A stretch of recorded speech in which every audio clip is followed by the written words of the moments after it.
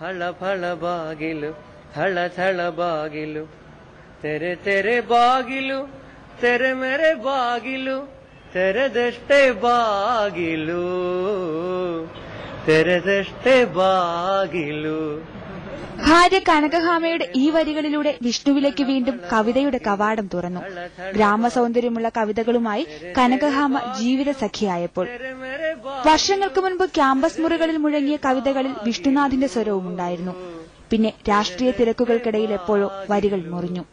കൂട്ടുകാരന്റെ വരികൾ പാടി മനസ്സിലെന്നുമുള്ള കവിതയ്ക്ക് വിഷ്ണു വീണ്ടും സ്വരം കൊടുത്തു. പ്രതിഷ്ഠിതം പുത്രകേൽത്തേവരേ തന്നെ ഭജനം. എല്ലാത്തിനും പ്രചോദനം ഭാര്യ കനകഹാമ തന്നെ. കവിതയുടെ മടങ്ങിവരവോടെ നിയമസഭയിലെ ബേബിക്ക് ക്യാമ്പസ് കാലത്തിന്റെ ഓർമ്മകളും കൂട്ട്.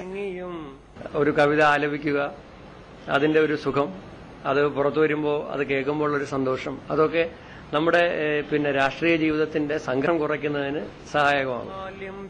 കവിത പാടുന്ന വിഷ്ണുനാഥിന് ഭാര്യയുടെ അംഗീകാരവുമുണ്ട്. കവിതയുടെ ഭാവം ഉൾക്കൊണ്ട് പാടാനാകുമെന്ന വിലയിരുത്തലോടെ.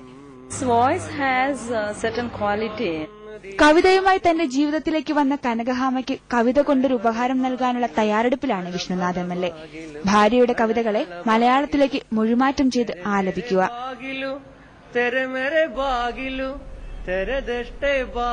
മനോരമ ന്യൂസ്, തിരുവനന്തപുരം.